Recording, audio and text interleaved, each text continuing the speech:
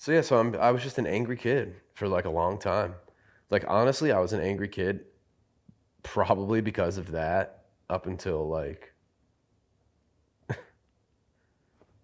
10 years ago. Probably like my early 20s. I probably still had that weird little like aggressive like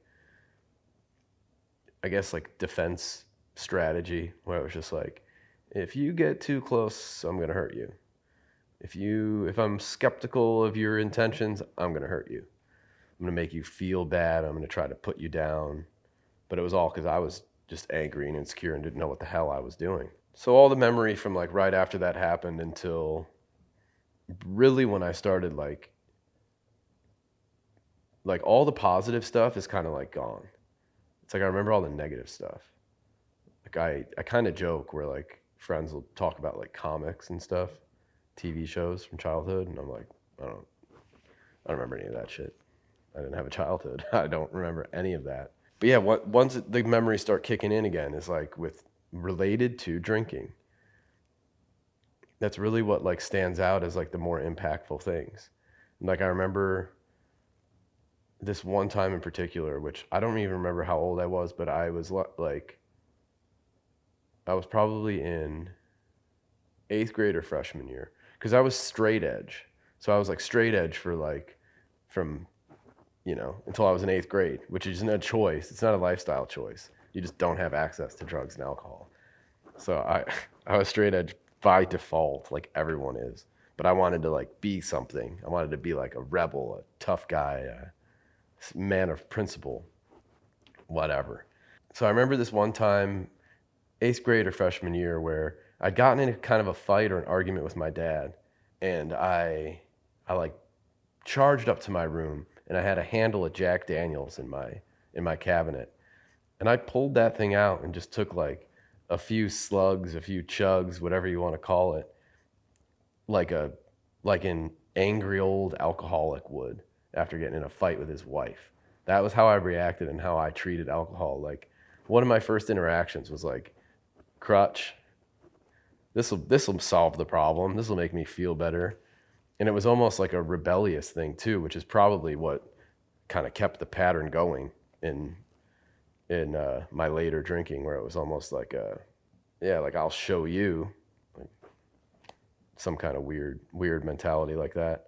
But I remember that being one of my first drinking memories, which should have been a big red flag, probably was, but I didn't even know what an alcoholic was. Like an alcoholic was just an old man who drank. Like you couldn't be an alcoholic child. That just didn't happen. I'm gonna take a second.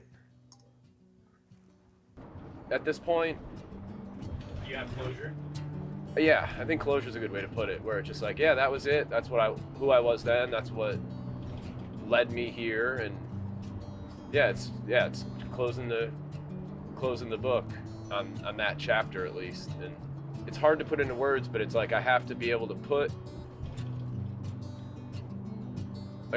release all of this, like in a spiritual sense, I guess. I have to be able to like release all of this and like let it out there, just like there it is. That's who I am. I'm not afraid of judgment. Go ahead and judge me. I'm not afraid anymore.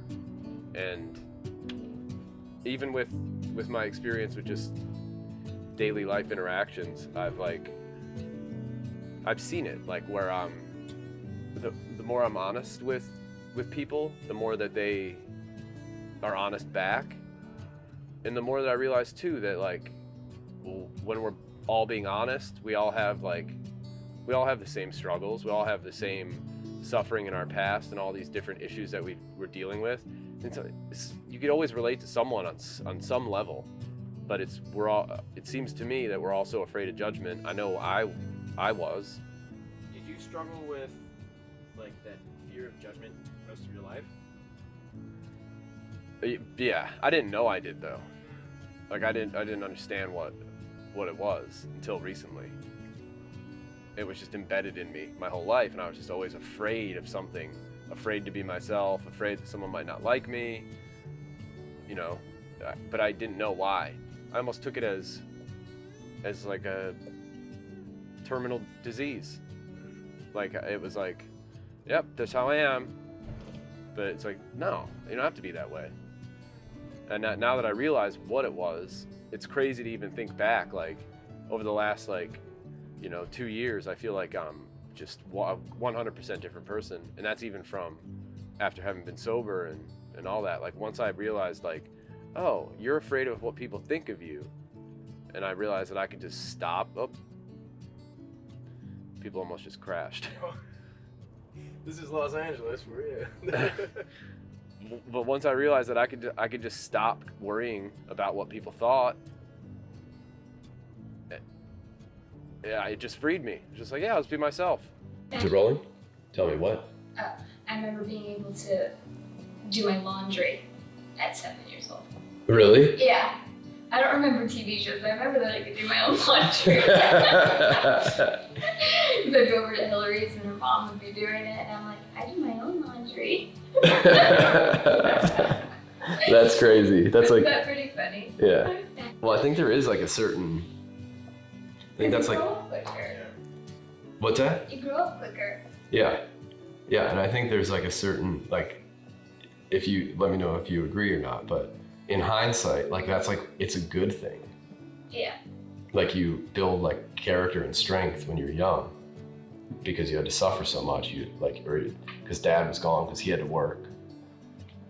Do you look back now and think like, that's cool, kind of cool that I had to grow up really fast? Yeah. It's like yeah. I mean, it's bitter, but it's also, It's the good from the bad. yeah, it makes me feel stronger as a person. Yeah, that's how I feel. Like because I've like battled with like, would I change it? And it's kind of weird to be like, well, I wouldn't change it. You know, like right now, it's like if you were to say, oh, could you go back in time and like change all that? It's like, I'd have to say no. Like I have to be like, I couldn't. And like, that's really messed up when you're talking about like your mother's life, you know? But maybe that's just the most powerful way of like understanding that like, yeah.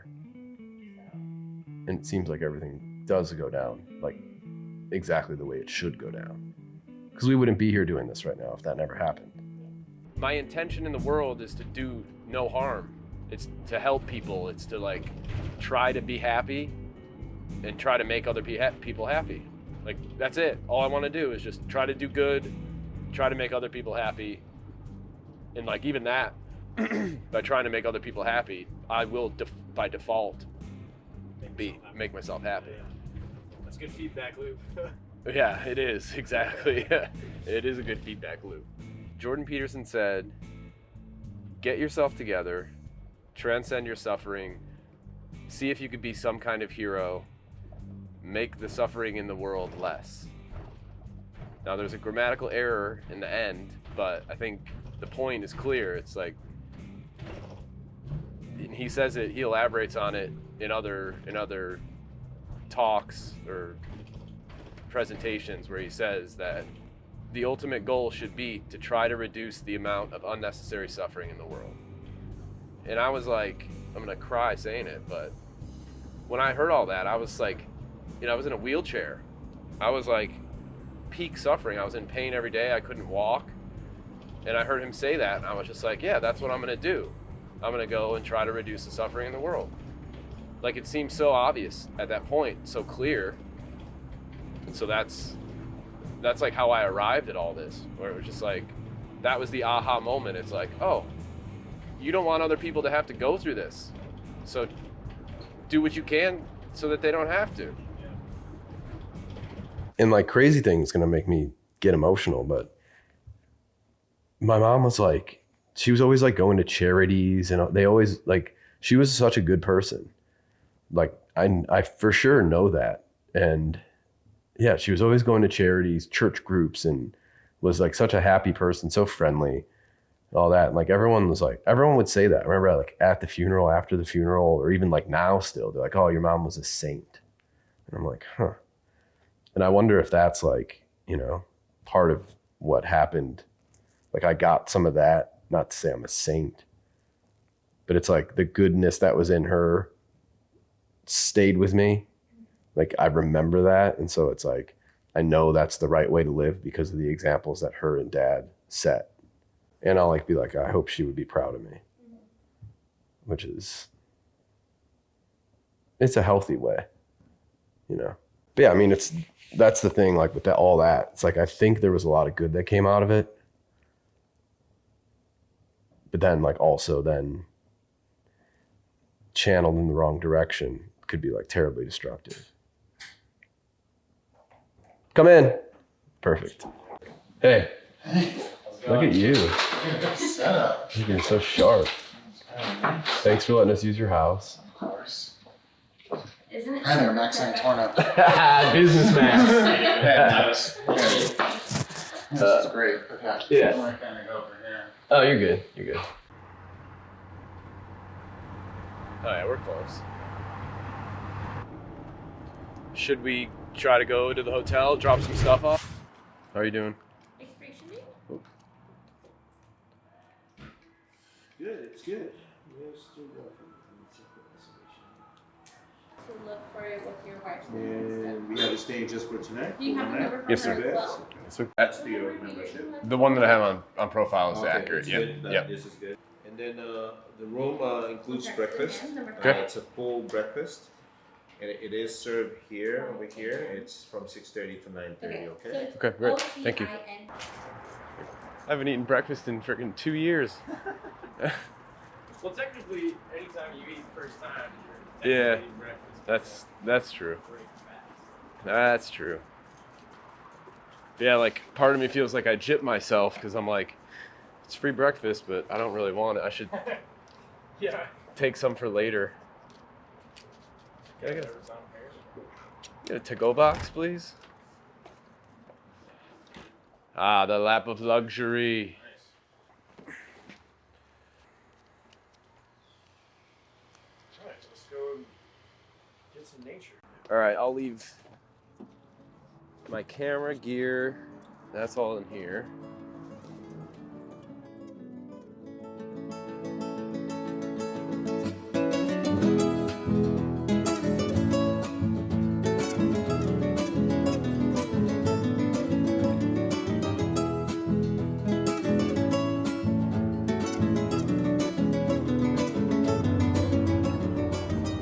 Hi everyone, Future Ryan here. If you enjoyed that, there will be plenty more to come.